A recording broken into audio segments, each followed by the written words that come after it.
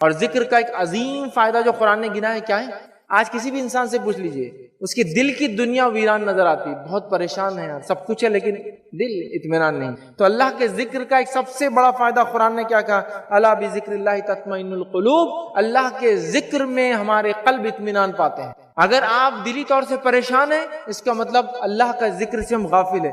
کثرت سے اللہ کا ذکر کیجئے، اٹھتے بیٹھتے سوتے جاگتے، دعاؤں کی شکل میں چھوٹی چھوٹی اتنی چھوٹی چھوٹی دعا اللہ کا ذکر جس کی کوئی انتہا نہیں یاد رکھی۔ لیکن کتنی افسوس کی بات ہے، ہم سلام جیسے ذکر سے دور ہیں آج۔ انشاءاللہ ماشاءاللہ سبحان اللہ تبارک اللہ، چھوٹے چھوٹے جملے یہ کلمات تک نہیں کہتے ہیں، اور اگر کہتے بھی ہے تو مخصوص وقت میں کہتے ہیں، اتنے مخصوص کی آج کل تو حالت یہ ہو گئی، یہ جو ذکر ہے اللہ کے چھوٹے چھوٹے، حالانکہ الحمدللہ یہ افضل الدعا حدیث کے اندر آتا ہے، افضل الذکر لا الہ الا اللہ، افضل الدعا الحمدللہ۔ لیکن ہمارے حالات کیا ہے آپ دیکھیے، ہمارے حالات کیا ہے؟ اگر کوئی الحمدللہ بول رہا تو اس کا معنی وہ خوشی ہوں گا، وہ خوش ہی ہوں گا۔ پریشان آدمی کبھی الحمدللہ نہیں بولتا ہمارے پاس۔ ارے الحمدللہ ہر حال میں بولنا ہے، آپ خوش ہے بھی تو، آپ پریشان ہے بھی تو، ہم اللہ کی تعریف کریں کہ تمام تعریفیں اللہ کی جس نے جو حال میں رکھا اچھا رکھا، تو الحمدللہ صرف خوشی ہے۔ تو سمجھ رہے بات؟ یہ ہمارا معاملہ۔ انشاءاللہ جب ہم کو کوئی کام نہیں کرنا ہے تو، جھوٹ بولنا ہے تو، کل سامان بن جائے گا انشاءاللہ۔ ارے بھائی تم جب بھی انشاءاللہ بولتے نہیں دیتے، ارے انشاءاللہ مطلب اب تو کام نہیں ہونے والا ہے، یہ ہماری حالت بنتی۔ تو ہمیں جو ہے اللہ کے ذکر کو عام کرنا ہے۔ ماشاءاللہ اگر کسی کو آپ بول دے تو وہ شخص اپنے آپ کو دیکھ کر کہتا میں اتنا موٹا تو ابھی نہیں ہوں یار، تو یہ تو اللہ نے جیسا چاہا اس کا معنی یہ تھوڑی ہے کہ تم، تو ہم نے مخصوص کر دیا، عام کیجیے اللہ کے ذکر کو۔ گے آخرت بھائی نے سوال کیا اجر کس فارم میں ملے گا؟ دیکھیے اجر جو ہے وہ نیکیاں ہیں یا گناہ جو انسان نے کیا اس کو اجر بولتے ہیں، اور اس کا بدلہ آخرت میں ملنے والا ہے۔ نیکی کا بدلہ جنت میں ملے گا، اور گناہ کا بدلہ جہنم کی شکل میں ملے گا۔ اب کچھ لوگ نیکی میں آگے جاتے ہیں، کچھ لوگ نیکی میں پیچھے رہتے ہیں، تو اس کا کیا ہوگا؟ ہر انسان کو اس کو جو اللہ نے صلاحیت دیا، طاقت دیا، توانائی دیا، اس کے اندر جو بیسٹ پاسبل ہو جا سکتا ہے وہاں تک جائے، وہ اس کے لیے سب سے بہترین اجر ہے۔ تو کوئی ایسا ضروری نہیں کہ کوئی 24 گھنٹے فری ہے اور کام کر رہا ہے دن کا تو اجر میں زیادہ ہے، اور ایک انسان 8 گھنٹے محنت کر رہا ہے، جاب کر رہا ہے، حلال روزی کما رہا ہے، بھی بچوں کو دیکھ رہا ہے، اور اس کے بعد بھی کئی بار 14 گھنٹے کام کر رہا ہے، پھر وہ کر رہا ہے اور وہ اجر پیچھے، ایسا کچھ بھی نہیں ہے، ایسا کچھ نہیں۔ لیکن آپ کی انٹینشن ہمیشہ یہ ہونا چاہیے کہ میں آگے کیسے بڑھوں، اس کی سوچ رکھنا چاہیے۔ جیسا مثال کے طور پہ ایک جامع ترمذی کی روایت ہے، صحابہ کا ایک گروہ جو غریب صحابہ پر مشتمل تھا، وہ نبی اکرم صلی اللہ علیہ وسلم کے پاس آیا کہ اللہ کے رسول صلی اللہ علیہ وسلم، ہم لوگ غریب صحابہ، ہم نماز پڑھتے ہیں، مالدار بھی نماز پڑھتے ہیں، ہم روزہ رکھتے ہیں، مالدار لوگ بھی روزہ رکھتے ہیں، ہم جو ہے جہاد کرتے ہیں، وہ مالدار لوگ بھی جہاد کرتے ہیں، تو اجر میں ہم برابر ہو گئے۔ لیکن اللہ نے ان کو مال کی فضیلت دی ہے، تو کیا وہ مال بھی خرچ کرتے بعد میں؟ نتیجتاً ہم پیچھے رہ جاتے ہیں اور وہ آگے چل جاتے ہیں۔ اب کیا کرنا ہم نے کہ ہم بھی نیکی میں آگے بڑھے؟ نبی اکرم صلی اللہ علیہ وسلم نے فرمایا ٹھیک ہے تم ایک کام کرو، ہر نماز کے بعد 33 مرتبہ سبحان اللہ، 33 مرتبہ الحمدللہ، اور 33 مرتبہ اللہ اکبر کا، اور تم بھی انشاءاللہ نیکی میں ان کے برابر ہو جاؤ گے۔ تو یہ غریب صحابہ خاموش نہیں تھے، یہ بھی چاہ رہے تھے کچھ کرے، مال نہ ہونے کے باوجود یہاں تک پہنچے۔ ہو گیا واقعہ آگے چلتا ہے، یہ صحابہ جاتے ہیں نماز میں دوسری، اب 33 بار بولے تو گننا پڑتا نا، سبحان اللہ گن رہے، مالدار صحابہ دیکھ رہے یہ کیا چل رہا ہے، یہ کیا ہے، تو مالدار بھی شروع، سبحان اللہ۔ پھر یہ صحابہ آئے کہ اللہ کے رسول وہ مالدار پھر آ گئے، انہوں نے بھی پڑھنا شروع کر دیا۔ تو نبی اکرم صلی اللہ علیہ وسلم نے پھر فرمایا ذالک فضل اللہ یؤتیہ من یشاء، یہ اللہ کا فضل ہے، اللہ جس کو چاہے دیتا ہے۔ مطلب مالدار ہونے کے باوجود بھی وہ مطمئن نہیں ہوئے کہ یہ ہم سے آگے جا، غریب بھی مطمئن نہیں ہوئے کہ مالدار تو آگے جا، سب بھاگ رہے ایک دوسرے سے آگے۔ تو پتا چلا ہر کسی کی نیت صرف ایک دوسرے سے نیکی میں آگے بھاگنے کی ہو، چاہے وہ جس فیلڈ میں ہو، غریب ہو تو غریبی کے اعتبار سے، مالدار ہو تو مالداری کے اعتبار سے۔ آپ ہزاروں لاکھوں مالداروں کو دیکھیں گے مال ہے، لیکن وہ مال ان کو جہنم کی طرف لے جا رہا ہے، نیکی کی طرف نہیں۔ اور ایسے لاکھوں کروڑوں غریبوں کو دیکھیں گے جن کے مال نہیں ہے لیکن اللہ کی راہ میں اپنا چھوٹی سی رف خرچ کر کے اپنا آخرت بنا لے رہے ہیں۔ تو یہ نعمتوں کے صحیح استعمال پر ہے۔ تو ایک آدمی 24 گھنٹے فری نہ ہونے کے باوجود بھی، 8-10 گھنٹے کام کرنے کے باوجود بھی، دین کے لیے تھوڑا وقت نکال کر، چاہے کسی دینی تنظیم جماعت سے جڑ کر، کسی محلے میں جڑ کر کوئی دینی خدمت، دینی کام کرتا ہے، یاد رکھیے نیکی میں اس سے بھی آگے جا سکتا ہے جس نے اللہ کے نام پہ پوری زندگی کام نہ کر کے جو ہے گفاؤں میں زندگی گزار دی ہو، کیونکہ یہ مطلوب نہیں ہے۔ لہٰذا کون نیکی میں آگے کون پیچھے کسی کو نہیں پتا، ہر آدمی کی نیت کے مطابق اجر ملنے والا ہے۔ ایک آدمی 24 گھنٹے فری تھا اور اس کے بعد صرف 5 ٹائم کی صرف نماز پڑھا اس نے اور کچھ نہیں کیا، اور ایک آدمی 24 گھنٹے فری نہ ہونے کے باوجود بھی کام کاج کرتے ہوئے 5 ٹائم نماز پڑھ کے کوشش کی 2 رکعت نفل پڑھو، یہ آگے پہنچ گیا اس شخص سے جو پورا دن فری رہ کے دین کے نام پہ اس نے کچھ بھی نہیں کیا۔ تو یہ سب چیزیں ایسا نہیں ہے کہ اتنا فری ہے تو کتنا کرا، کتنا مالدار ہے تو کتنا خرچ کرا، یہ انٹینشن پہ۔ تو اپنی اچھی نیت رکھ کے آپ آگے بڑھتے جائیے، اللہ تعالیٰ دیکھیے آپ کو کامیابی دیں گا، تو آخرت میں اجر نیکیوں کی اور گناہوں کی شکل میں. ہر اجر کا بدلہ، ہر اجر نیکی ہے اور نیکی جنت کی طرف لے جاتی ہے، یاد رکھیے. اور گناہ گار لوگوں کا اجر یہ ہوگا، گناہ ملیں گے اور وہ گناہ ان کو جہنم کی طرف لے جائیں گے. تو لہٰذا انٹینشن یہاں امپورٹنٹ ہے، نہ کہ کتنے زیادہ عمل کر رہا ہے. چونکہ حدیث میں دیکھیے یہاں تک الفاظ ہے کہ جہنم 3 لوگوں سے دہکائے جائیں گے. کون ہوں گے وہ؟ پہلا شہید، دوسرا عالم، تیسرا سقی جس نے مال خرچ کیا. چونکہ تینوں نے کام تو بہت اچھے کیے، اس نے جان بھی دے دی اپنی، لیکن مقصد تھا لوگ میرا نام لے شہید بول کر. اس نے اپنا علم بہت پھیلایا لوگوں میں، لیکن انٹینشن تھا لوگ تعریف کریں گے. اور تیسرے نے کیا کیا معلوم آپ کو؟ بہت خرچ کیا، لیکن نیت یہ تھی لوگ بولے کیا سیٹ ہے، کتنا خرچ کرتا اللہ کے نام میں. تینوں سے جہنم دہکائے جائیں گے. تو پتہ چلا اعمال کتنے کر رہا اصل نہیں، کس نیت کے ساتھ کر رہا. تو تھوڑا عمل مستقل مزاج کے ساتھ کنٹینیوسلی اللہ کے لیے کرتے جائیے، ان سے بھی ہم آگے بڑھ جائیں گے. اور ان اعمال کو خاص طور سے ہم تلاش کریں جس کے کرنے سے آدمی بہت جلدی آگے بڑھ جاتا ہے. ان کو تلاش کریں. بہت سارے اعمال ہیں جو ملٹیپل ٹائمز کر دیتے ہیں آپ کی نیکیوں کو، وہ سب کرنے کی برہم کوشش کریں. تو ہر انسان انشاءاللہ اس کامیاب ہے. جس نیت کے ساتھ اس نے جتنا عمل کیا خالص کرے، بس انشاءاللہ وہ اس کے لیے کامیاب ہے. پھر دوہرا رہا ہوں، ایک بار ام المومنین جویریہ رضی اللہ عنہا فجر کے بعد ذکر کر رہے تھے. چاشت کی نماز کا وقت ہوا. نبی اکرم صلی اللہ علیہ وسلم نماز پڑھ کے، جو آپ کی عادت مبارکہ تھی، آپ مسجد نبوی میں ہوتے، فجر کے بعد ذکر و اذکار کرتے اور چاشت پڑھ کر گھر لوٹے. جب اللہ کے رسول صلی اللہ علیہ وسلم لوٹے تو جویریہ جو ذکر کر رہی تھی فجر کے بعد سے، تب تک ذکر ہی کر رہی. اللہ کے رسول صلی اللہ علیہ وسلم نے فرمایا، اے جویریہ، کیا تم جب سے وہی عمل کر رہی ہو جس حالت میں تم کو چھوڑ کر گیا تھا فجر کی نماز اور اب آیا ہوں چاشت میں؟ تو کہا میں جب سے وہی عمل کر رہی ہوں ذکر کا جو آپ مجھے چھوڑ کر گئے تھے. فجر کا وقت تھا تب سے لے کر چاشت تک. تو نبی اکرم صلی اللہ علیہ وسلم نے فرمایا، میں نے جب سے اب تک، یا اللہ کے رسول صلی اللہ علیہ وسلم کیا فرما، دیکھیں آپ نے فرمایا میں نے یہاں سے جانے کے بعد 4 کلمات کو 3 بار پڑھا ہے. میں جب یہاں سے گیا فجر کے بعد تو میں نے 4 کلموں کو 3 بار پڑھا ہے، اور جو تو نے فجر سے لے کر چاشت تک پڑھا ہے یہ 4 کلمے ان کے برابر ہیں. مطلب یہ 4 کلموں کو 3 بار پڑھنا تمہارے فجر سے لے کر چاشت تک کے ذکر کے برابر ہے. اس کا مطلب ہرگز یہ نہیں کہ انہوں نے جو ذکر کیا وہ غلط تھا. اس کا مطلب یہ ہے انہوں نے جو ذکر کیا اس کے مقابلے میں یہ ذکر اور افضل ہے اور زیادہ نفع بخش ہے. اور کون نہیں چاہتا کم وقت میں زیادہ بینیفٹ، زیادہ پروفٹ، کم محنت میں زیادہ فائدہ؟ سب چاہتے ہیں. تو بہرحال تو کہا کہ میں نے تو 4 ہی کلمے ایسے پڑھے 3 بار، جو تو نے اب تک جو کچھ کیا اس کے مقابلے میں یہ کلمے بھاری ہیں. تو کہا 3 مرتبہ کہیں، اگر ان کا وزن کیا جائے جو اور تیرے سارے دن کے اذکار کا وزن ایک طرف کیا جائے تو یہ 4 کلمے بھاری پڑنے والے. پھر نبی اکرم صلی اللہ علیہ وسلم فرمایا، سبحان اللہ و بحمدی عدد خلق و رضا نفسی و زینت عرشی و مداد کلمات. 4 کلمے پڑھے جس کا معنی ہے پاک ہے اللہ اپنی تعریف کے ساتھ اپنی مخلوق کی تعداد کے مطابق. پھر فرمایا اور اپنے جی کی پسند کے مطابق اور اپنے عرش کے وزن کے مطابق اور اپنے کلمات کے پھیلاؤ کے مطابق. یہ تعریف تھی. تو جو یہ کلمے پڑھ لے 4 کلمے 3 بار صبح، تو کوئی آدمی دن بھر ذکر کرے اس کے برابر یہ ہو جاتے ہیں. یہاں ایک اور بات پتہ چلتی وہ یہ ہے کہ ذکر کے معاملے میں اللہ اور اس کے رسول جو تعداد بتائے وہی فکس ہے اور وہی ذکر کرنا ہے. من مانے ذکر کریں گے تو کچھ تو بھی نیا ہو جائے. یہاں مائی جویریہ کو اللہ کے رسول صلی اللہ علیہ وسلم وہ بھی ذکر کر ہی رہی، لیکن وہاں ذکر بتایا 4 کلمے 3 بار.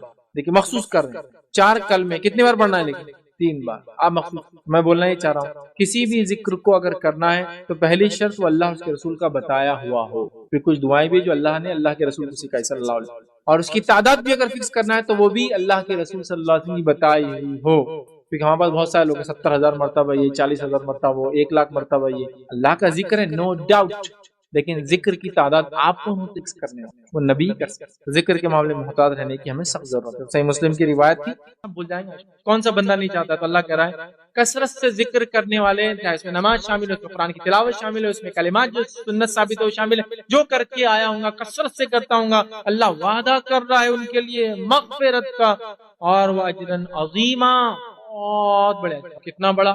علماء لکھتے ہیں کچھ عذابات اور کچھ نعمتیں انسان کو سمجھ میں آتی تو اللہ نے اس کو بتا دیا. مطلب اس کی ایکچوئل کیفیت نہیں لیکن آتی ہے سمجھ میں. کچھ جنت مطلب باغ مطلب کچھ تو بھی اچھا ہرا بھرا ہے نا، جنت میں جھاڑ ہوں گے سب، لیکن اصل ادراک مطلب دیکھیں گے جبھی پتا چلے گا بھائی کیا ہے. سمجھ رہے آپ؟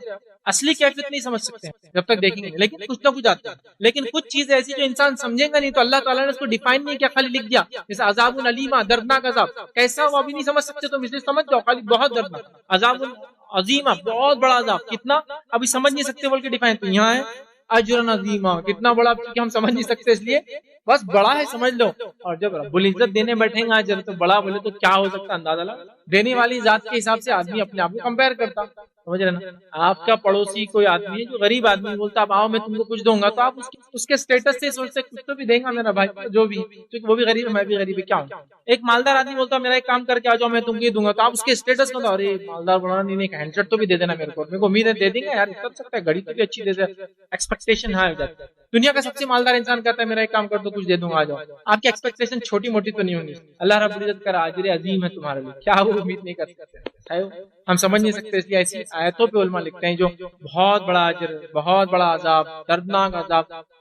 تو یہ چیزیں چونکہ ہم کو سمجھ میں نہیں آئیں گی, اس کی ڈیٹیلنگ نہیں دی گئی, تو یہاں مغفرت کے ساتھ بڑا اجر ہے.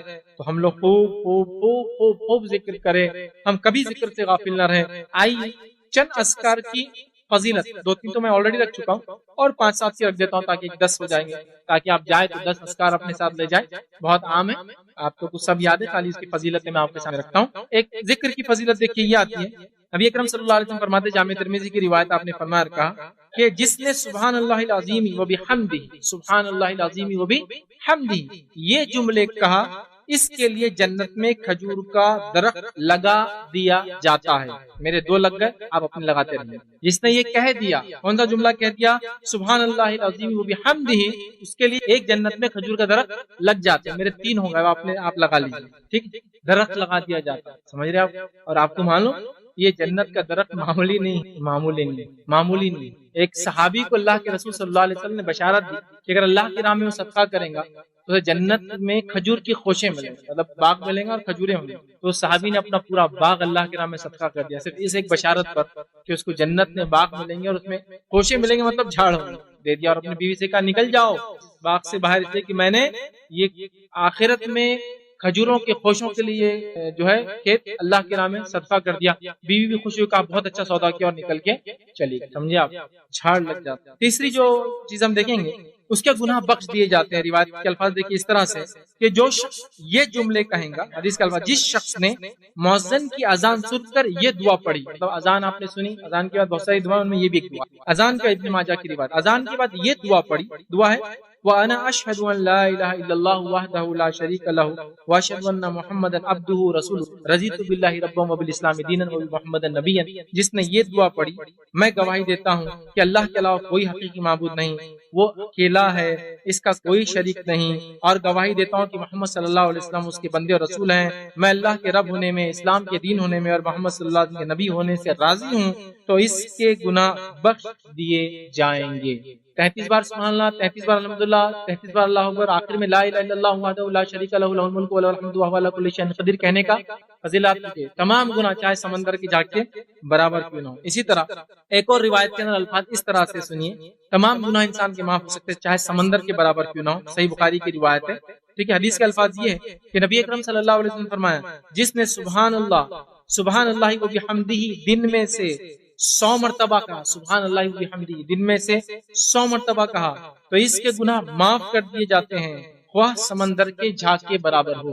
علماء لکھتے ہیں چونکہ 100 مرتبہ ہے, ہر نماز کے بعد 20 کا باندھ لے تو ہو جاتے ہیں 100, جو 100 مرتبہ کہتا ہے تمام گناہ اس کے معاف ہو جاتے ہیں. کتنا چھوٹا جملہ ہے. اسی طرح جامع ترمذی کی روایت ہے, نبی اکرم صلی اللہ علیہ وسلم فرماتے ہیں, جو شخص اپنی دعا میں یہ کلمے شامل کر لیتا ہے اس کی دعا قبول ہو جاتی ہے. اپنی دعا میں ان سینٹنس کو ایڈ کر لیتا ہے, اس کی دعا قبول ہو جاتی ہے. وہ کون سا جملہ ہے؟ وہ جملہ ہے جو اللہ کے نبی یونس علیہ السلام نے مچھلی کے پیٹ میں ادا کیا تھا. جو شخص اپنی دعا میں جملے کو ایڈ کر لیتا ہے, اللہ کے رسول صلی اللہ علیہ وسلم فرماتے ہیں کہ اللہ تعالیٰ اس کی دعا قبول کر لیتا ہے, اور وہ جملہ ہے لا الہ الا انت سبحانک من الظالمین. یہ دعا جو پڑھتا ہے, مطلب یہ جملہ اپنی دعا میں جو شخص ایڈ کر لیتا ہے, تو اللہ کے رسول فرما رہے ہیں کیونکہ یہ ایسی دعا ہے کہ جب بھی کوئی مسلمان شخص اسے پڑھ کر دعا کرے گا تو اللہ تعالیٰ اس کی دعاؤں کو قبول فرمائے گا. تو یہ جملہ اگر دعا میں شامل کرتا ہے, پھر اپنی حاجت رکھتا ہے, تو اللہ تعالیٰ اس کی حاجت کو پورا کر دیتا ہے. اسی طرح ایک اور جملہ ہے جس کے تعلق سے حدیث کے الفاظ صحیح مسلم کی روایت ہے. ہماری مائی جویریہ رضی اللہ عنہا وہ فجر کی نماز پڑھی, اس کے بعد وہ اسی جگہ بیٹھ کر ذکر کرتی رہی کہ نبی اکرم صلی اللہ علیہ وسلم فجر کے بعد آئے, پھر چاشت کے لیے گئے, پھر اس کے بعد ریٹرن آئے, تب بھی وہ وہیں بیٹھی تھی اور ذکر کر رہی تھی. نبی اکرم صلی اللہ علیہ وسلم فرمایا, میں نے ابھی ایسے کچھ کلمات کہیں, 4 کلمات ایسے کہیں کہ اگر تم کہہ دو اور دونوں کو ماپا جائے تو مجھے امید ہے کہ یہ کلمے 4 زیادہ بھاری ہونے والے ہیں. مطلب صبح فجر سے لے کر جو تم اب تک کر رہی چاش تک، اگر یہ کلمے کر لیا جائے تو نیکی کے اعتبار سے یہ زیادہ ہوں گے. اس کا ہرگز مطلب نہیں ہے کہ وہ جو کر رہی تھی وہ نہ کیا جائے، مطلب ہے وہ تو کرو ہی، ایڈ بھی کر لو یہ جملوں کو، یہ بھی ثواب یہ بھی ثواب، سمجھ رہے؟ تو بہرحال یہ کر لو تو تمہیں اس سے زیادہ انشاءاللہ اجر ملے گا. اور کلمے کیا ہے؟ سبحان اللہ و بحمدہ عدد خلقہ و رضا نفسہ و زینت عرشہ و مداد کلماتہ. یہ کلمے جو پڑھ لے 4 تو اس کے انشاءاللہ عزیز جو ہے اتنی لمبی عبادت کے بدلے 4 جملے کفایت کر جائیں گے. اسی طرح نبی اکرم صلی اللہ علیہ وسلم نے فرمایا اور کہا مجھے یہ چیز زیادہ پسند ہے. اور آپ نے حدیث کے الفاظ دیکھی، اس طرح جامع ترمذی کی روایت ہے، مجھے ساری کائنات مطلب سورج جن چیزوں پہ نکل کر ڈوبتا ہے ان چیزوں میں یہ کلمے سب سے زیادہ پسند ہے. مطلب یہ پوری کائنات ایک طرف، یہ کلمے ایک طرف. اور پھر آپ نے پڑھ کر کہا کہ سبحان اللہ والحمد للہ ولا الہ الا اللہ واللہ اکبر. یہ کلمے مجھے تمام چیزیں جن پر سورج نکل کر ڈوبتا ہے اس سے زیادہ افضل، اس سے زیادہ پسند ہے. یہ ہمیں کرنا چاہیے. اسی طرح جو ہے نبی اکرم صلی اللہ علیہ وسلم نے فرمایا، ایک روایت کے الفاظ ہیں کہ 30 فرشتے دوڑے اس کلمے کو لکھنے کے لیے. مطلب بڑا افضل کلمہ ہے. 30 فرشتے 30 اینجل جو ہے وہ بھاگے لکھنے کے لیے کہ جو کلمے تھے. اور حدیث کے الفاظ اس طرح سے میں شارٹ میں رکھ رہا ہوں مفہوم، وہ یہ کہ ایک صحابی نبی اکرم صلی اللہ علیہ وسلم پیچھے نماز پڑھ رہے تھے. نبی اکرم صلی اللہ علیہ وسلم نے رکوع سے سر اٹھایا اور سمیع اللہ لمن حمیدہ کہا. تو وہ صحابی جو پیچھے تھے انہوں نے کہا ربنا لک الحمد کثیرا طیبا مبارکا فی. یہ جملے انہوں نے پیچھے پڑھ دیے. نبی اکرم صلی اللہ علیہ وسلم نے سلام پھیرا. سلام کے بعد کہا کون شخص تھا جس نے یہ کلمے پڑھے سمیع اللہ لمن حمیدہ کے بعد ربنا لک الحمد مبارکا فی؟ تو ایک صحابی نے کہا میں نے پڑھے. تو آپ نے فرمایا میں نے دیکھا جب تم نے یہ کلمے پڑھے 30 فرشتے دوڑے اس کو لکھنے کے لیے، کلمہ لکھنے. نماز میں آپ کو ویسے بھی ہم پڑھتے ہیں ربنا لک الحمد پڑھتے ہیں، آپ کو اضافہ کرنا ربنا لک الحمد حمدا کثیرا طیبا مبارکا. 30 فرشتے دوڑے لکھنے کے لیے افضل سے. تو آپ یہ کلمہ وہ کر سکتے، چھوٹے چھوٹے کلمے بہرحال. اسی طرح ایک اور روایت میں آتا ہے ابراہیم علیہ السلام نے ہمیں وصیت کی. نبی اکرم صلی اللہ علیہ وسلم جب معراج گیا، آپ فرماتے ہیں میں معراج میں گیا. عبداللہ بن مسعود رضی اللہ عنہ حدیث کے راوی ہیں، وہ کہتے ہیں کہ نبی اکرم صلی اللہ علیہ وسلم نے فرمایا جب آپ سے معراج گئے تو آپ کو وہاں ابراہیم علیہ السلام ملے. تو ابراہیم علیہ السلام نے کہا اے محمد صلی اللہ علیہ وسلم اپنی امت سے کہنا جنت زرخیز ہے، اس کا پانی بڑا میٹھا ہے لیکن ابھی یہ خالی ہے. تو اپنی امت سے میری طرف سے وصیت کہنا کہ وہ یہ پڑھے جس سے اس میں باغبانی ہو جاتی ہے، اس میں جھاڑ لگتے ہیں. یہ جملے امت سے کہنا کہ کہے جنت بہت زرخیز ہے، پانی میٹھا ہے لیکن چٹیل ہے، ابھی اس کو بہت زرخیز زمین ہے. اگر یہ جملے کہوں گے تو باغبانی اس میں جھاڑ لگ جائیں گے. اور وہ جملے کیا ہے؟ سبحان اللہ والحمد للہ ولا الہ الا اللہ واللہ اکبر. یہ کہنے سے اس میں جھاڑ لگتا ہے اور باغبانی ہو جاتی ہے، جنت ہمارے لیے جو ہے تیار ہو جاتی ہے. اسی طرح جو ہے ایک کلمہ ایسا ہے اس کلمے کے پڑھنے سے یاد رکھیے وہ کلمہ سیدھا عرش تک پہنچ جاتا ہے. اور وہ کلمہ کیا ہے؟ لا الہ الا اللہ. اس کے تعلق سے نبی اکرم صلی اللہ علیہ وسلم فرماتے ہیں، جامع ترمذی کی روایت آپ نے فرمایا جب کوئی بندہ خلوص دل سے لا الہ الا اللہ کہیں گا اور کبائر سے بچتا رہے گا تو اس کے لیے آسمان کے دروازے کھول دیے جائیں گے اور یہ کلمہ لا الہ الا اللہ عرش تک پہنچ. بڑا افضل کلمہ یاد ہے لا الہ. اب آئیے ایک اور کلمہ سن لیجیے اور بات کو میں اپنی ختم کروں گا، ہمارا وقت ہو گیا ہے. اللہ کے رسول صلی اللہ علیہ وسلم فرما رہے ہیں شیطان سے محفوظ رہنے کا کلمہ. ابھی دیکھیے بہت ساری چیزوں میں شیطان تو ہے جو ورغلاتا ہے، اکساتا ہے اور برائیوں کی طرف وسوسے ڈالتا ہے، نیک لوگوں کو وساوس میں وہ کر رہا ہے، لوگوں کو پتہ نہیں کیا کیا کر رہا ہے. تو آئیے نبی اکرم صلی اللہ علیہ وسلم فرماتے ہیں حدیث کے الفاظ اس طرح سے کہ جب مسجد میں تشریف لے جاتے تو یہ فرماتے، مطلب نبی اکرم صلی اللہ علیہ وسلم تعلق صحابی فرما رہے ہیں جب مسجد میں جاتے تو یہ کلمہ ادا کرتے اعوذ باللہ العظیم وبوجہک الکریم والسلطان القدیم من الشیطان الرجیم. یہ کلمہ پڑھ کر آپ مسجد میں داخل ہوتے اور پھر فرماتے کیا ہے؟ دیکھیے بہت سارے لوگوں کو نماز میں آئے مسجد میں کہ وسوسے شروع ہو جاتے ہیں، ضرور کر کے آئیے، شیطان سے انسان محفوظ ہے. تو آپ فرماتے جب مسجد میں جائے تو یہ کلمہ پڑھتے ہوئے جائے اندر. تو یہ کلمے کا فائدہ ہے جب مسجد میں داخل ہونے والا آدمی یہ کہتا ہے تو شیطان کہتا ہے اب وہ میرے شر سے دن بھر کے لیے محفوظ کر لیا گیا ہے. شیطان ہی بول رہا ہے کہ اب میرے شر سے یہ انسان جس نے یہ کلمہ پڑھ لیا دن بھر سیف ہو گیا، محفوظ ہو گیا، اب میں اس پہ اٹیک اپنے نہیں کر پاؤں. دیکھیے چھوٹے چھوٹے کلمے ہیں، بڑے بڑے فائدے ہیں. ہمیں چاہیے کہ اپنے آپ کو اللہ کے ذکر کا ہم عادی بنائیں اور کثرت سے اللہ رب العزت کا جو ہے ذکر کریں، خود کریں، بچوں کو عادی بنائیں اور چھوٹی عمر میں جتنا زیادہ ہو سکتا ہے یاد کرا دیں. بڑی عمر کی وجہ سے یاد کرنا نہ چھوڑیں، لیکن چھوٹی عمر میں جلدی یاد ہوتا ہے تو اپنے بچوں کو حسرت سے اللہ کے ذکر یاد کرائے تاکہ یہ بچے آپ کی وجہ سے یاد کریں گے. انشاءاللہ آپ یاد کرانے والے ہوں گے، جب تک پڑھیں گے ثواب کا تعلق سے کچھ باتیں رکھنے کی جو میں کوشش کروں گا. چونکہ جیسا کہ ہم جانتے ہیں ماہ محرم یہ ہجری سن جو کیلنڈر ہوتا ہے اس کا فرسٹ منتھ کاؤنٹ ہوتا ہے، اور یہ حرمت والے مہینوں میں سے ایک مہینہ ہے. نبی اکرم صلی اللہ علیہ وسلم نے اس کی فضیلت میں بات بیان کی کہ رمضان کے بعد سب سے افضل روزہ اس کا ہے، اور اس کی 10 تاریخ کا روزہ 1 سال کے گناہوں کا کفارہ ہے. تو اگر دیکھا جائے تو کل مکمل طور سے میں نے ساری فضائل اس کے اندر اس ایک جملے کے اندر رکھ دی کہ جو محرم کی فضیلت ہے. لیکن محرم کے تعلق سے جیسا کہ ہم تمام لوگ جانتے ہیں کہ لوگ افراط و تفریط کے شکار ہیں. مطلب نت نئی باتیں، عجیب و غریب قسم کے رسومات، عجیب و غریب قسم کے عقائد، عجیب و غریب قسم کے معاملات اور اعمال جیسے یہ مہینہ آتا ہے نظر آنا شروع ہو جاتا ہے. بہرحال جدیدیت نے تو ہم دیکھتے ہیں کہ کفر کی، شرک کی اور بدعت کی قبر توڑ کے رکھ دی. ماڈرنزم نے یاد رکھی ہے. پہلے تو یہ حال تھا جب ہم لوگ چھوٹے تھے، مجھے اچھے سے یاد ہے کہ جب محرم کا مہینہ آ جاتا تھا تو محرم اور سفر یہ 2 مہینوں میں کوئی خوشی نہیں منائی جاتی تھی، کوئی رسومات نہیں منائے جاتے تھے. تو جتنے فنکشن ہالز وغیرہ ہوتے تھے سب مینٹیننس اور ریپیئر کے لیے چلے جاتے تھے. ان کے لیے یہی چھٹی کے دن ہوتے تھے، کیونکہ مسلمان ان 2 مہینوں میں خوشیاں نہیں مناتے، ان کو پتا ہے، تو لہٰذا وہ مینٹیننس ریپیئر ہوتے تھے. لیکن اب الحمدللہ جیسے جیسا علمی شعور بھی لوگوں میں آ رہا ہے، اور پھر جدید دور ہی ایسا یاد رکھیے کہ سب ہر چیز کے لیے انتظار نہیں کیا سکتا ہے. جو صحیح بات ہے لوگ الحمدللہ اس کو لے رہے ہیں، اس پہ عمل کر رہے ہیں. تو لہٰذا بہت سارے یہ قسم کے رسومات تو اب ختم ہو گیا تھا، ورنہ بالکل یہ بات بالکل طے تھی کہ ایک مخصوص رنگ کے کپڑے، ایک مخصوص قسم کا چہرہ بنا لینا، اس کے بعد مخصوص قسم کے اعمال جو تقریباً سب کے سب شوق سے، غم سے، خوشی کے خلاف جو چیزیں ہوتی یاد رکھیے وہ سب کی جاتی تھی یاد رکھیے. اور ہم نے تو اپنے بچپن میں اس مہینے کو غم کا مہینہ ہی سنا، اور رونے دھونے کا مہینہ سنا، ماتم کا مہینہ سنا، اور اس کے پیچھے ایک واقعہ یاد رکھیں، اس واقعے کی حقیقت ہے. لیکن سوال یہ کہ شریعت میں اس مہینے کی کیا حقیقت ہے یاد رکھیں. یہ بات آپ لوگ جان لیں اور ہم لوگ سمجھ لیں کہ جب سے اللہ رب العزت نے زمین و آسمان کو پیدا کیا تب سے اللہ کے نزدیک مہینوں کی گنتی 12 ہے یاد رکھیں، اور اس میں 4 حرمت والے ہیں. اور 4 حرمت والے مہینے کون سے ہیں جو نبی اکرم صلی اللہ علیہ وسلم نے حدیث میں بیان کر دیا؟ 3 ایک کے بعد ایک آتے ہیں، ذی القعدہ، ذی الحجہ اور محرم، اور ایک رجب یاد رکھیں. تو یہ 4 حرمت والے. تو یہ آج سے نہیں ہے، جب سے زمین و آسمان پیدا ہوئے تب سے یہ حرمت والے مہینے 4 ہیں، اور اللہ کے نزدیک مہینوں کی گنتی 12 ہے یاد رکھیں. جو آیت میں نے آپ کے سامنے تلاوت ان عدۃ الشہور عند اللہ، کہ اللہ تعالیٰ فرماتا ہے مہینوں کی گنتی اللہ کے نزدیک کتاب جو ہے کتاب اللہ میں 12 ہے، اسی دن سے جب سے آسمان و زمین کو اس نے پیدا کیا، اور اس پہ 4 مہینے حرمت والے ہیں. تو تم ان مہینوں میں جو ہے اپنے اوپر جو ہے ظلم نہ کرنا.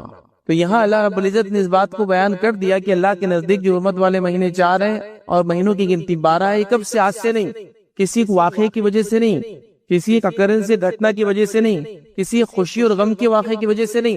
جب سے آسمان اور زمین بنے تب سے محرم حرمت والا ہے، تب سے. اور اس کے علاوہ اور 3 مہینے یاد رکھیے، 3 تو ایک ساتھ آتے آپ جانتے ہیں. تو یہ حرمت والا ہے. تو کسی واقعے نے، کسی گھٹنا نے یا کسی چیز نے اس کو حرمت والا نہیں قرار دیا، یہ پہلے سے حرمت والا ہے. اب قیامت تک ہونے والے کوئی بھی واقعہ اس مہینے کو اچھا یا برا نہیں کر سکتے یاد رکھیے. اس مہینے کو غم اور خوشی کا نہیں کر سکتے، اس کی حرمت باقی رہیں گی، اس کی حرمت کو ہمیشہ باقی رکھنا یاد رکھیے. اور جو اس کے فضائل شریعت نے بتا دی وہ فضائل موجود ہے یاد رکھیے، اور اسی کو ہم کو سمجھنا، اس پہ عمل کرنا ہے. لیکن ہمارے پاس یاد رکھیے شریعت کی بتائے فضائل تو بہت کم ہے یاد رکھیے. جب بھی یہ مہینہ آتا ہے کچھ چند واقعات لوگ سناتے ہیں. اچھا، نبی اکرم صلی اللہ علیہ وسلم کے زمانے میں بھی کیا واقعے کی وجہ سے سب چیزیں ہوئی وہ بھی نہیں بتایا جاتا ہے. نبی اکرم صلی اللہ علیہ وسلم کے دنیا سے جانے کے بعد یاد رکھیے آپ کے نواسے کی جو شہادت ہے، یقیناً یہ غم کی بات ہے، یقیناً اس بات میں خوش نہیں ہے، یقیناً ہمیں اس کا غم ہے یاد رکھے، یقیناً اس چیز کو ہم برا مانتے ہیں. ٹھیک ہے، آلِ رسول کے ساتھ ایسا کچھ ہو، لیکن اس وجہ سے مکمل طور سے مہینے کو آپ ڈینوٹ کر دے، اس کو حرمت والا قرار دے کہ اس واقعے سے مہینے کی حرمت ہے، اس واقعے کی وجہ سے اب سارا قیامت تک امت مسلمہ اس میں غم مناتے رہیں گی. یاد رکھیے ایسا نہیں ہے. جب شریعت مکمل ہوئی تھی اس مہینہ حرمت والا تھا، اور اس کے اندر جو ایک خاص تاریخ ہے 10، وہ تو خوشی کی وجہ سے روزہ رکھا گیا یاد رکھیے، غم کی وجہ سے نہیں. وہ کیا ہے انشاءاللہ ہم دیکھیں گے یاد رکھیے. لہٰذا اس چیز کو سمجھنے کی ضرورت ہے. اب آئیے پہلے ہم یہاں سے شروع کرتے ہیں تاریخی اعتبار سے کہ اس مہینے کو پہلا مہینہ کیوں قرار دیا گیا. وہاں سے شروع کرتے ہیں. چونکہ بہت سارے لوگ ہوتے ہیں یہ سوالات بھی کرتے ہیں کیا اس مہینے کے ابتدا میں ہم لوگ سوشل میڈیا پہ ایک دوسرے کو گریٹنگز بھیجیں کہ مبارک ہو اسلامی سال، نیا سال مبارک ہو. تو یاد رکھیے نبی اکرم صلی اللہ علیہ وسلم کے زمانے میں یہاں سے سال شروع نہیں ہوتا تھا. مہینوں کی گنتی 12 تھی اور 12 تھے، چین میں تھے، ایک کے بعد ایک 12 مہینے چلتے تھے. نبی اکرم صلی اللہ علیہ وسلم کے بعد روایتوں میں جو بات آتی ہے کہ اکاؤنٹنگ کے کچھ ایشوز آنے لگے اور لوگوں نے امیر المومنین عمر بن خطاب سے کہا کہ اکاؤنٹنگ کے ایشوز آ رہے ہیں تو کوئی ایک مہینے سے سٹارٹ لینا پڑیں گے ہم کو، مطلب کسی ایک مہینے کو شروعات ماننا پڑیں گے، ورنہ مہینے تو پورے 12 تھے اور سرکل میں تھے، ایک کے بعد ایک آ رہے تھے. ہم کس مہینے کو شروعات مانے تاکہ پھر ہم یہ کہیں کہ اس کے بعد لیٹ ہے، اس کے بعد تاخیر ہو جا رہی ہے، اس کے بعد تم کو یہ کرنا ہے، کچھ نہ کچھ سٹارٹ ہونا چاہیے نا. جیسے ہمارے پاس اکاؤنٹس ہوتا ہے تو انڈیا کے اندر مسلمان رمضان کے حساب سے اکاؤنٹس اپنے سبمٹ کرتے تھے گورنمنٹ کو، اور نان مسلم جو ہے وہ دیوالی کے اعتبار سے کرتے تھے. گورنمنٹ نے جو ایک ایکٹ پاس کیا، کہا کہ نہیں اکاؤنٹنگ ہے اور 1 اپریل سے لے کر 31 مارچ رہے گا ہر چیز کا. 1 اپریل سے شروع ہوں گے آپ کے اور 31 مارچ کو ختم ہوں گا، اس کے بعد آپ نے ٹیکس پے کریں گے، فلاں کریں گے، فکس کر دیا.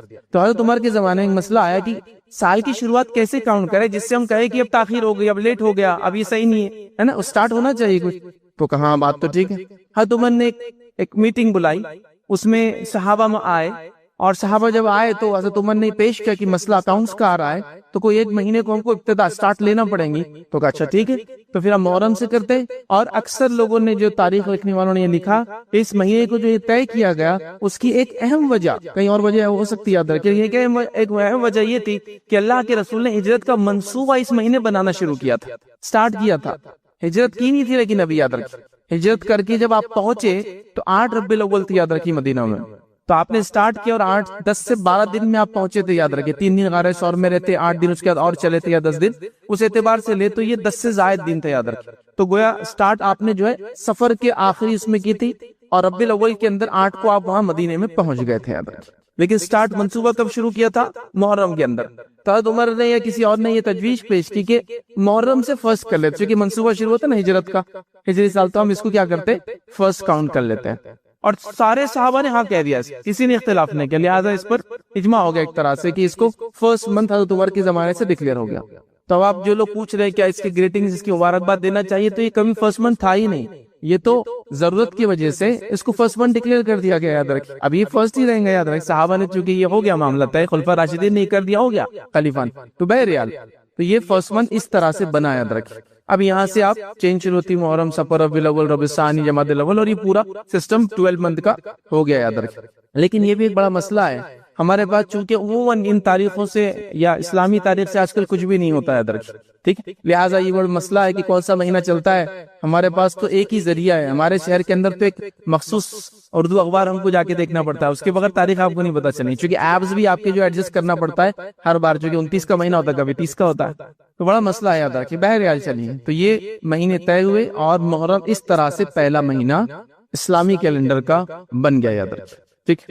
اب اسلامی کیلنڈر کا جب پہلا مہینہ یہ بن گیا یاد رکھیے تو اس کے اندر ایک 10 تاریخ آتی ہے یاد رکھیں. اس 10 تاریخ کو عمومی طور سے واپس غم کا دن منایا جاتا ہے. ویسے تو پورے محرم کو اور محرم کے بعد کے اور 10 دن غم کے لوگ مناتے سفر تک، لیکن بہرحال اسلامی کیلنڈر میں یا نبی اکرم صلی اللہ علیہ وسلم کے دور میں اس مہینے کے اندر یا اس دن کی کیا خصوصیت تھی اور کیا ہوا تھا، بس وہ مختصر رکھتا ہوں، بعد میں اور ڈیٹیل میں ہم دیکھیں گے انشاءاللہ اس موقع رہا تو اگلے جمعہ. تو یاد رکھیے نبی اکرم صلی اللہ علیہ وسلم کی جب وفات ہوئی تو یہ تاریخ خوشی کے لیے منائیں گی 10، یہ بات یاد رکھ لیجیے. میں نے پہلے بات کہہ دی، نبی اکرم صلی اللہ علیہ وسلم کی نواسے کی جو شہادت ہوئی ہم کو اس کا غم ہے، یاد رکھیے وہ چیز صحیح نہیں تھی، ہم خود کہہ رہے ہیں. لیکن جب نبی اکرم صلی اللہ علیہ وسلم وفات ہوئی تو یہ دن خوشی والا تھا. کیسے تھا؟ نبی اکرم صلی اللہ علیہ وسلم جب مکہ میں، مشرکین مکہ بھی اس دن کی حرمت رکھتے تھے اور اس میں روزہ وغیرہ رکھتے تھے. وہ کیوں کرتے تھے؟ شاید یہود کو انہوں نے دیکھا تھا یا نصارہ کو انہوں نے دیکھا تھا، تو اس وجہ سے شاید وہ اس کی حرمت رکھتے تھے. جب نبی اکرم صلی اللہ علیہ وسلم مدینہ آئے، یاد رکھ، مدینے میں آنے کے بعد آپ نے دیکھا کہ جو یہ یہود بھی روزہ رکھتے ہیں، نصارہ بھی روزہ رکھتے ہیں، کرسچن سے جوز جو ہے وہ بھی فاسٹنگ کرتے ہیں. تو آپ نے دریافت کیا یہ کیوں کرتے ہیں ایسا؟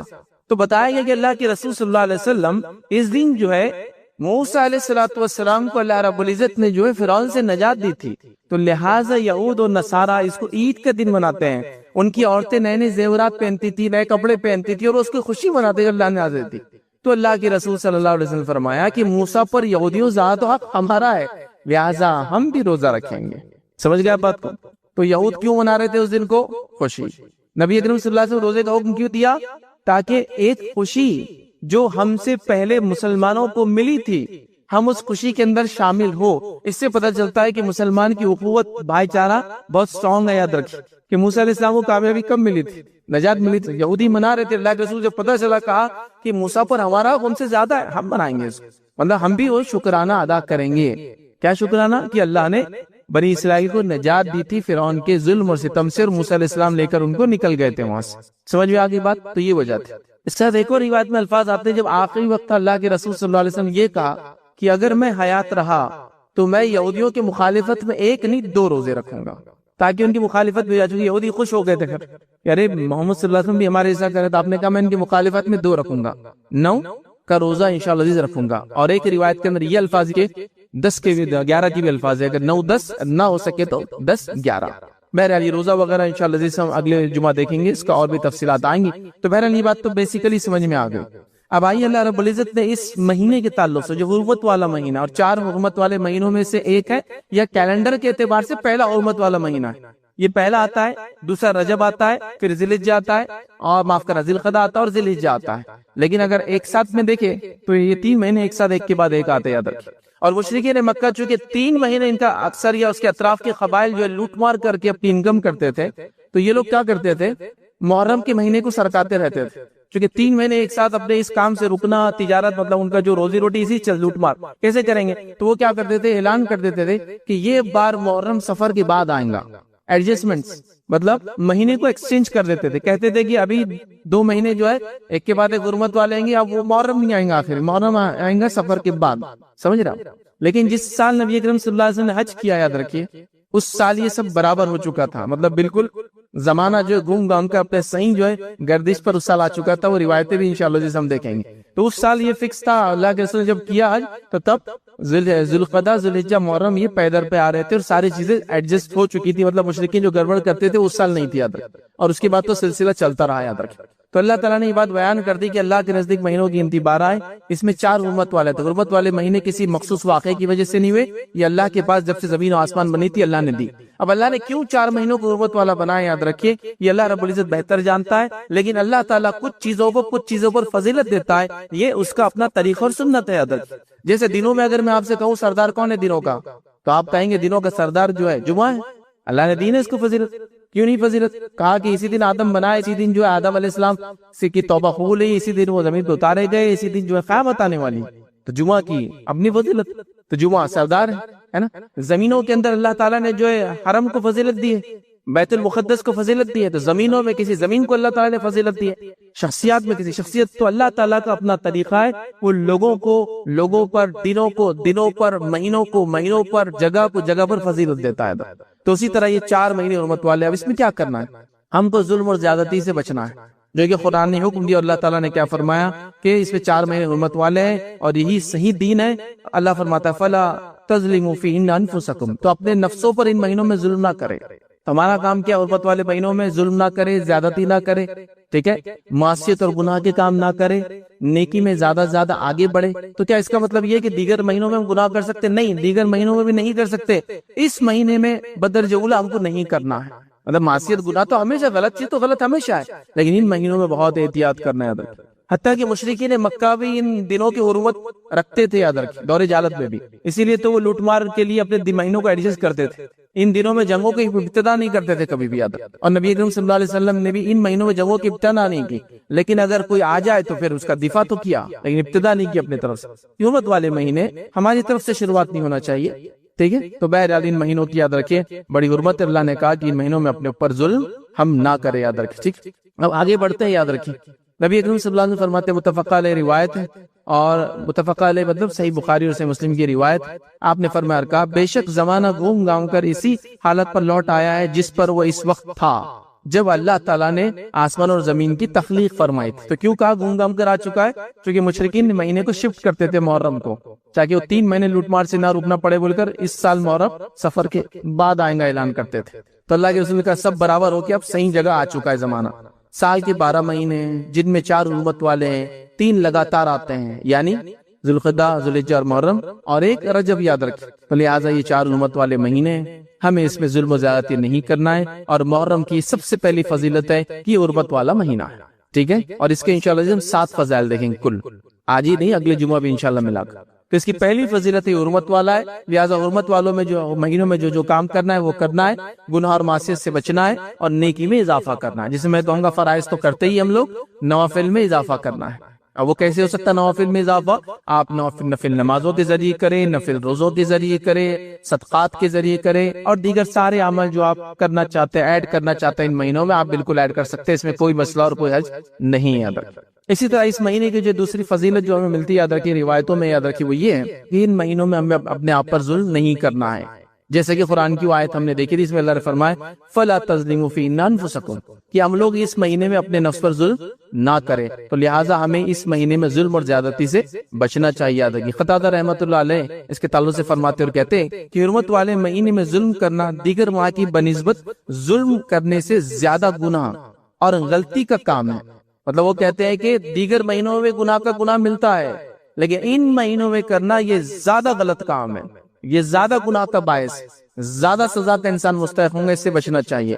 پھر فرماتے اور کہتے ہیں اگرچہ ظلم کرنا ہر حال میں عظیم گناہ ہے، مگر اللہ اپنے امر میں سے جسے چاہتا ہے جو ہے عظیم بنا دیتا ہے۔ تو گناہ تو وہ کہہ رہے ہیں ظلم تو ہمیشہ گناہ ہے، لیکن اللہ چاہتا ہے جس میں سے جس مہینے کو اس نے فضیلت دی تو لہٰذا اس میں اور بڑا گناہ ہے، تو لہٰذا ان ماہ کے اندر ہمیں ظلم اور زیادتی سے بچنا چاہیے۔ یاد رکھیں، ہمیں کوئی غلط کام نہیں کرنا چاہیے، ہمیں جو اپنے زندگی کو بدلنے کی کوشش کرنا چاہیے، اور یہ بات بڑی اہم ہے، یاد رکھیں۔ اگر ان 4 حرمت والے مہینوں کو بھی ہم یاد رکھیں اور اپنی نفس کو ظلم و زیادتی سے ہم بچانے لگے، تو یاد رکھیں جو آدمی 90 دنوں تک 3 مہینے تک اپنے آپ کو ظلم و زیادتی سے بچائیں گا، انشاءاللہ اس امید نہیں کہ اگلی وہ زندگی پھر گناہ کریں گا، پھر تھوڑا بڑا کچھ گڑبڑ ہونے لگے تو پھر رجب کا مہینہ آ جائے گا، پھر تھوڑا سا اپنی اصلاح کریں گا، پھر اس کے بعد جو ہے 3 مہینے اس کے بعد آنے والے، تو لہٰذا یہ ہم کو اپنے آپ کو سدھارنے کا موقع ہے، یاد رکھیں، جو اللہ رب العزت نے دیا ہے۔ لیکن جیسا میں نے کہا نا، چونکہ اسلامی کیلنڈر کا کوئی سسٹم ہی ہمارے پاس نہیں، تو کب یہ مہینے آ کر جاتے ہیں پتہ بھی نہیں چلتا ہے۔ ہاں، جب وہ تھوڑا سا حج کا سیزن آئے تو پتہ چلتا ہے کہ ذی الحجہ چل رہا ہے، ذی القعدہ تو بس ایسے ہی چلا جاتا ہے، رجب بھی بہرحال ایسی کبھی آ کے چلا جاتا ہے، سوائے بدعتوں کی وجہ سے رجب مشہور ہے، کئی موقع ملا تو رجب کے بارے میں دیکھیں گے۔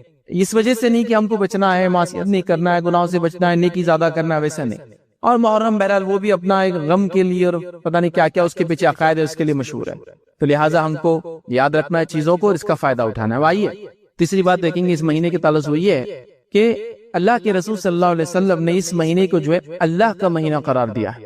یہ جو محرم کا مہینہ ہے یہ اللہ کا مہینہ ہے، یاد رکھیں، ٹھیک ہے۔ اور صحیح مسلم کی روایت ہے، نبی اکرم صلی اللہ علیہ وسلم فرماتے اور کہتے ہیں رمضان مبارک کے بعد اللہ کے مہینے محرم کے روزے سب روزوں سے جو افضل ہیں، اور فرض نماز کے بعد سب سے افضل نماز رات کی یعنی تہجد کی نماز ہے۔ تو یہاں نبی اکرم صلی اللہ علیہ وسلم فرما رہے کہ رمضان مبارک کے بعد اللہ کے مہینے محرم کے روزے سب سے افضل ہیں، تو شہر اللہ کہا آپ نے، اللہ کا مہینہ کہا اس حدیث کے اندر، تو محرم جو ہے یہ اللہ کا مہینہ ہے، یاد رکھیں، شہر اللہ کا مہینہ، تو بڑا اہم مہینہ، یاد رکھیں۔ مطلب دیکھیں جس مہینے کو نبی اکرم صلی اللہ علیہ وسلم نسبت کر رہے ہیں اللہ کا مہینہ، تو کتنا اہم ہوگا یہ مہینہ، یاد رکھیں۔ تو یہ اللہ کا مہینہ آپ صلی اللہ علیہ وسلم نے اس مہینے کو بیان کیا، یاد رکھیں، لہذا اس سے جو اس کی اہمیت جو ہے پتہ چلتی، یاد رکھیں۔ چوتھی بات جو یاد رکھی ہم کو محرم کے تعلق سے پتہ چلتی وہ یہ ہے کہ یہ حرمت والے مہینوں میں سب سے افضل مہینہ ہے، یاد رکھیں، حرمت والے مہینوں میں سب سے افضل مہینہ ہے۔ مطلب حرمت والے مہینے 4 ہیں، لیکن علماء لکھتے ہیں، کئی اقوال موجود ہے کہ حرمت والے مہینوں میں سب سے افضل مہینہ یہ محرم کا، یاد رکھیں، تو لہٰذا اس کی حرمت کو ہم بالکل پامال نہ کریں۔ لیکن کتنی افسوس کی بات ہے کہ اس مہینے کو ہم میں سے اکثر، میں نہیں کہہ رہا ہوں میں آپ میں سے ہر شخص جو سن رہا، لیکن اکثر یہ ہو رہا ہے کہ اس میں ظلم اور زیادتی کے ہی کام کیے جا رہے ہیں، شرک اور بدعت کے ہی کام کیے جا رہے ہیں، گناہ برائی اور گناہ کے کام کیے جا رہے ہیں، اور عجیب و غریب رسومات اور کسٹمز کو فالو کیا جا رہا ہے۔ حتیٰ کہ یہ بات میں آپ کو کہتا ہوں، آپ میں سے اگر کچھ لوگ جانتے ہیں، ہمارے پاس ہندوستان کا ایک مخصوص علاقہ ہے، خاص طور سے جو نارتھ ایسٹ والا علاقہ ہے، وہاں کے لوگوں کو رمضان کی اہمیت بھی نہیں پتا ہے، لیکن محرم کی اہمیت پتا ہے۔ اگر آپ کے پاس اس علاقے کے ورکرز کام کرتے ہو مسلم، تو وہ بولیں گے اب ہمارے چھٹی کا مہینہ آ رہا ہے، محرم آ رہا ہے، اور پھر رمضان کیا کرتے ہیں؟ رمضان آپس کو پوتر مہینہ نہیں، محرم ضروری ہے بولے، پھر محرم جاتے ہیں، مخصوص رسومات کرتے ہیں، تعزیے لگاتے ہیں، تعزیے نچاتے ہیں، اور پتہ نہیں کیا کیا ہوتا ہے، پھر وہ پورا مہینہ منا کے پھر واپس آتے ہیں۔ تو آپ کہیں گے ایسی کیسا ہے ان کے پاس؟ تو آپ دیکھیں گے رمضان کی وہ اہمیت نہیں جو محرم کی اہمیت، چونکہ اس کو اس کی شرک، اس کی بدعت، اس کے خرافات، اس کی برائی اور عجیب و غریب قسم کے اس کے جو فضائل بتا دیے گئے، اور ایک عجیب سسٹم چل پڑا یاد رکھیے محرم کے تعلق سے، جو کہ آپ بھی محسوس کر سکتے ہیں، ہے نا، جبکہ عروت والے مہینوں میں سب سے محترم مہینہ ہے نا، تو ہمارے پاس کوئی اس کو غم کا مہینہ سمجھ رہا ہے، کوئی اس کو منحوس مہینہ سمجھ رہا ہے، بالکل ہی کامن ہے، اس لیے کہ آپ دیکھیں لوگوں سے پوچھے محرم میں، ارے محرم میں نئے کپڑے نہیں پہننا، محرم میں نکاح نہیں کرنا، محرم میں نئی چیز نہیں خریدنا، ارے محرم میں پیدا ہو تو روتی صورت رہیں گا، یہ بچوں کو بھی آپ یہ سنیں گے، ارے ان کی پیدائش محرم کی نا، ارے پورے زندگی رونا ہے اس کو، چونکہ محرم میں پیدا ہو گئی، مطلب محرم مطلب نحوست، محرم مطلب برائی، محرم مطلب غم، محرم مطلب بری چیز، یہ تصور ہے یاد رکھیں، جبکہ یہ عروت والے مہینوں میں سب سے افضل مہینہ ہے، اور ہمارے نزدیک نعوذ باللہ یہ نحوست والا، یہ برائی والا، اس میں کوئی نیک کام نہیں کرنا، مخصوص رنگ کے کپڑے پہننا، مخصوص اعمال کرنا، ان چیزوں سے اس کو ہم نے مشہور کر دیا ہے، اور اس کی حرمت کو کیسے عجیب و غریب ڈھنگ سے پامال کرتے ہیں، آپ کو دیکھنا ہے جو 10 کا دن ہے، وہ دن ظاہر سی بات ہے روزے کا دن ہے، وہ دن ظاہر سی بات ہے آپ اس میں نیکی کریں، یاد رکھیے چونکہ محرم کا دن ہے، یاد رکھیے، اور اس دن اللہ تعالیٰ نے موسیٰ علیہ السلام کو نجات دی تھی، وہ سب چھوڑ کر ہم لوگ پتہ نہیں کیا کیا کر رہے ہیں، میلے لگ رہے ہیں، محرم کے میلے تو ہوتے ہیں نا، ہر جگہ آپ نے سنا ہوگا کوئی میلے لگا رہا ہے، اچھا بڑی تعجب کی بات ہے، تھوڑا سوچو اس چیز کو، غور کرو آپ، اگر کوئی آدمی یہ بھی کہہ رہا ہے کہ نبی اکرم صلی اللہ علیہ وسلم کے نواسے کی شہادت کی وجہ سے غم کا ہے یہ دن، خاص طور سے 10 کا اور پورا مہینہ محرم کا غم کا ہے، تو میرا ایک سوال ہے، تھوڑا سا اپنے آپ کو جھنجھوڑو، آپ کیسے جھنجھوڑو، غم کیسے منایا جاتا ہے مجھے بولو، آپ اپنی زبان میں بولو کہ غم کیسے منایا جاتا ہے نا، غم ایک الگ ڈھنگ ہوتا ہے نا، اب کوئی کہہ رہا ہے کہ یہ مہینہ غم کا ہے چونکہ نواسے رسول کی شہادت ہوئی اور اس دن میلہ لگا رہا ہے، مطلب سوچو آپ، غم کا کوئی ایسا طریقہ ہے کسی کی والد کا انتقال ہوا اور اس دن وہ میلہ لگاتا ہے، اس دن خوشیاں منائی جا رہی ہیں، نئے کپڑے پہنے جا رہے ہیں، نئے نئے کھانے بن رہے ہیں، واقعات سنائے جا رہے ہیں کہ کچھ لوگ بھوک اور پیاس سے شہید ہو گئے، اور یہاں ہم لوگ پانی کے اور دودھ کے شربت پلا پلا کے پریشان ہیں۔ اگر آپ کہہ رہے غم بھی ہے تو یہ کون سا غم مجھے سمجھ میں نہیں آ رہا، مطلب اگر یہ غم ہے، غم کا مہینہ ہے، تاریخ غم کی ہے، تو آپ دیکھیے غم کیسا منایا جا رہا ہے، 10 کو 10 محرم کو میں بتا رہا ہوں آپ کہ اس دن میلہ لگایا جا رہا ہے، بچے نئے کپڑے پہن رہے ہیں، لوگ جا رہے ہیں، ایک طرف کوئی سواری نچا رہا ہے تو دوسری طرف کوئی ماتم کر رہا ہے، مطلب گڈا گڑیا کا کھیل ہی چل رہا ہے، تم نچانے والا کام کرو، ہم غم والا کام کریں گے، دو پارٹیز اپنے الگ الگ کام کر رہے ہیں، ہے نا، پبلک جا کے اس کو دیکھ رہی ہے اور ایک انجوائمنٹ پورے اس میں ماحول میں چل رہا ہے۔ ابھی تو گورنمنٹ ڈکلیئر ہالیڈے بھی یاد رکھی اس دن، بہرحال نیشنل ہالیڈے یاد رکھی۔ دیکھیے اٹل بہاری واجپئی صاحب کی جو بی جے پی کی لاسٹ سرکار تھی، اس نے 2 چھٹیاں ایڈ کی تھی، 10 محرم اور 12 ربیع الاول، تو 2 ان کے ایجنڈا میں تھے، بہرحال جب سے 2 چھٹیاں ایڈ ہو گیا اس سے پہلے نہیں ملتی تھی، بہرحال تو اب تو نیشنل ہالیڈے تو چھٹی منائی جا رہی ہے، یاد رکھیں۔ تو اگر غم بھی ہے تو غم منانے کا کچھ طریقہ ہوتا ہے، ہر جگہ ہوتا ہے نا، یہ غم منانے کا طریقہ ہے، شہادت کے نام پہ ناچ، شہادت کے نام پہ میلہ، شہادت کے نام پہ نئے کپڑے، شہادت کے قصے سنا جا رہے کہ اتنے دن سے پیاسے تھے اور ہم لوگ جو ہے لوگوں کو شربتیں پلا رہے ہیں، مطلب اگر کوئی کہے کہ فلاں آدمی آج تکلیف سے وہ بنا تھا تو آدمی غم میں وہ کوئی چیز رک جاتا ہے، جیسے کہ اللہ کے رسول نے کہا کہ اللہ تعالیٰ نے بنی اسرائیل کو، موسیٰ علیہ السلام کو آزادی دی تھی، یہ خوشی منا رہے تو ہم بھی شکرانہ ادا کریں گے روزہ رکھ کر، ہم پارٹ بنے اس خوشی کا۔ تو یہ غم کس نام پہ یاد ہے کہ عجیب و غریب ڈھنگ ہے نا غم منانے کا، مطلب آپ تعجب کریں گے امت مسلمہ کو لوگوں نے ان کے بڑی بڑی شخصیات کے موت پر غم کے نام پر خوشیاں منانے لگائی۔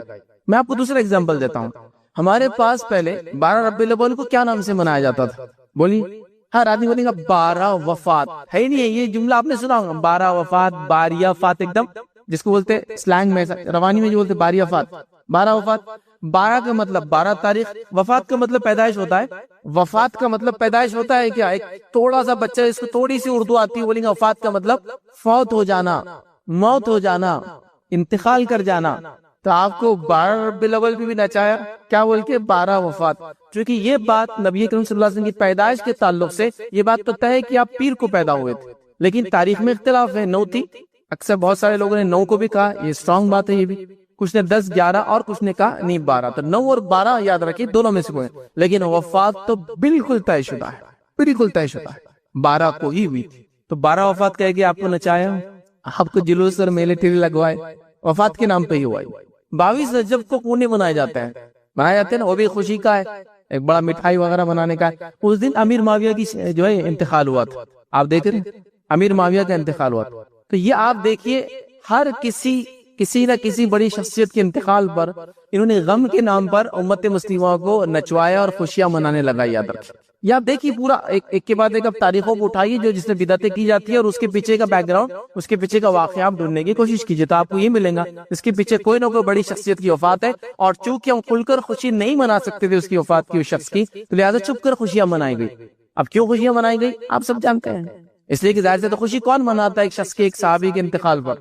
ظاہر سی بات ہے ایمان والا نہیں ہو سکتا ہے نا، منافق ہو سکتا ہے۔ اب وہ کھل کر تو نہیں منا سکتا ہے تو آپ کو ایک دوسرے شکل میں دے دی تاکہ آپ بھی اس کی خوشی میں شامل ہو جائے غم کے نام پر، سبحان اللہ۔ تو بہرحال یہ آپ دیکھ سکتے ہیں ایسی کئی چیزیں یاد رکھی، بڑی افسوس کی بات ہے امت مسلمہ کے لیے کہ نہ اپنی تاریخ کو جانتے ہیں، نہ وہ جس کو کہیں گے حرمت والے مہینے جانتے ہیں، نہ وہ تاریخوں کے پیچھے واقعی جانتے ہیں، نہ کوئی چیز منا رہے تو کم از کم عقل تو کیا ہوتی ہے؟ آپ کہہ رہے غم کا مہینہ ہے تو مجھے غم تو کہیں نظر نہیں آ رہا۔ ابھی محرم شروع ہو جائیں گے تو میں سمجھتا ہوں وہ بیکریاں جو ہے آپ کی اوونز خالی نہیں ملنے والی، آپ چونکہ وہ لوگ شہید ہوئے تھے نا 10 دن بھوکے رہ کے، تو آپ کھا کر جس کو کہیں گے اپنے آپ کو شہادت کی طرف لے جائیں گے۔ ابھی وہ بننا چالو ہو جاتے ہیں، مخصوص قسم کے بسکٹ، پھر مخصوص قسم کی روٹیاں، مخصوص قسم کے میٹھے، مخصوص قسم کے چاول، مخصوص قسم کی اس کے بعد جس کو کہتے ہیں کھانے، اور وہ کھائے جا رہے ہیں۔ اور قصہ کیا سنا جا رہا ہے غم کا، میں نے نہیں دیکھا کسی کی غم پر لوگ اتنا کھاتے اور پیتے یاد رکھ، تو لہٰذا بڑی سمجھنے کی ضرورت ہے۔ تو محرم کا مہینہ یہ سب سے افضل مہینہ ہے حرمت والے مہینوں میں، لہٰذا ہم کو اس کی حرمت کا خیال رکھنا ہے، یہ ساری چیزیں نہیں کرنا ہے جو لوگ کر رہے ہیں، بلکہ سمجھداری کے ساتھ اس میں نیکی کرنا ہے۔ آئیے آگے بڑھتے ہیں، سورہ نمبر 112 سورہ اخلاص کے فضائل۔ سورہ نمبر 112 سورہ اخلاص ہے، اور میں سمجھتا ہوں اسے کتنے فضائل ہے اسی کوئی انتہا نہیں، اس لیے کہ اس سورت کا نام بتاتا ہے اخلاص۔ اخلاص کا معنی ہوتا ہے پیور، خالص، بغیر ملاوٹ کا۔ اخلاص نے کیا کیا؟ سورۃ الاخلاص نے رب اور رب کیا نہیں ہے اس کو فرق کر دیا، گاڈ کیا ہے اور کیا نہیں ہے اس کو ڈیفرینشیٹ کر دیا، اس لیے اخلاص صاف کر دیا، کلیئر کر دیا، پیور کر دیا، کسی بھی قسم کی ملاوٹ باقی نہ کی، رب کون ہے اور کیسا ہے۔ اخلاص، الاخلاص، سورۃ الاخلاص، خالص کا بولتے ہیں نا، خالص سونا، خالص دودھ ہے نا، مطلب پیور گولڈ، پیور ملک، خالص، ساری گندگیوں سے، برائی سے، کمزوریوں سے پاک، عیب سے پاک، ٹھیک۔ سورۃ الاخلاص، سورۃ الاخلاص، سورہ اخلاص پڑھنے والوں سے اللہ تعالیٰ جو ہے محبت فرماتا ہے۔ سورہ اخلاص جو لوگ پڑھتے ہیں اللہ تعالیٰ ان سے محبت فرماتا ہے۔ مسلم کی روایت ہے، ماں عائشہ رضی اللہ عنہا فرماتی اور کہتی ہے کہ اللہ کے رسول صلی اللہ علیہ وسلم نے ایک شخص کے قیادت میں لشکر بھیجا، مطلب ایک شخص کی قیادت میں، لیڈرشپ میں ایک بٹالین، ایک لشکر جو ہے آپ نے بھیجا۔ وہ صاحب جب نماز پڑھاتے تو اپنی قرأت میں سورہ اخلاص پر ختم کرتے، مطلب جب بھی نماز پڑھاتے جو ختم کرتے نماز تو اینڈنگ سورہ اخلاص، مطلب اگر ایک سورہ پڑھا تو دوسرا سورہ اخلاص آخر میں ہوتا ہی تھا، اینڈنگ سورہ اخلاص۔ آنے کے بعد لوگوں نے کہا اللہ کے رسول صلی اللہ علیہ وسلم یہ صاحب کیا کرتے تھے، ہر نماز کے اینڈ میں سورہ اخلاص ایڈ رہتا تھا ان کا ایڈیشن، تو ختم کرتے۔ جب لشکر واپس آیا تو لوگوں نے رسول اللہ صلی اللہ علیہ وسلم ذکر کیا، آپ صلی اللہ علیہ وسلم نے ارشاد فرمایا اس سے دریافت کرو ایسا کیوں کرتا تھا۔ لوگوں نے اسے دریافت کیا، جا کر پوچھا تم ایسا کیوں کرتے تھے، تو اس نے جواب دیا یہ سورہ رحمان کی صفت بیان کرتا ہے، یہ سورہ رحمان کے، رب کے اوصاف، کیریکٹرسٹکس بیان کرتا ہے۔ قل هو اللہ واحد، کہہ دو وہ اللہ ایک ہے، اللہ الصمد، اللہ بے نیاز ہے، لم یلد ولم یولد، ٹھیک ہے، لم یلد ولم یولد، وہ کسی سے پیدا نہیں ہوا اور اس کے کوئی ماں باپ نہیں، مطلب نہ اس نے کسی کو پیدا کیا، نہ وہ کسی سے پیدا ہوا، نہ وہ اس کے کوئی ماں باپ ہے، نہ اس کو بیوی ہے، نہ اس کے کوئی بچے ہیں، ولم یکن لہ کفوا احد، اور اس جیسا دوسرا کوئی نہیں۔ تو رب رحمان کی صفت یہ صورت بیان کرتی ہے، تو اس شخص نے کہا مجھے چونکہ اس میں رحمان کی صفتیں بیان ہوتی ہیں اس لیے میں اس کو پڑھتا ہوں، لہٰذا میں اسے پڑھتا ہوں اور اس کو پسند بھی کرتا ہوں چونکہ اللہ کی صفتیں ہیں۔ یہ سن کر رسول اللہ صلی اللہ علیہ وسلم نے فرمایا اسے جا کر بتا دو کہ اللہ تعالیٰ بھی اس سے محبت کرتا ہے، کیونکہ وہ رحمان کی صفتوں کی وجہ سے سورہ اخلاص پڑھتا ہے، اللہ تعالیٰ بھی اس سے جو ہے محبت کرتا ہے، ٹھیک ہے۔ اسی طرح جو ہے ایک مرتبہ سورہ اخلاص پڑھنے کا ثواب 1/3 قرآن کے پڑھنے کے برابر ہے، 1/3 قرآن پڑھنے کے برابر ہے، یہ صحیح مسلم کی روایت ہے۔ 1/3 یاد رکھیے کتنی اہم بات ہے، اس لیے کہ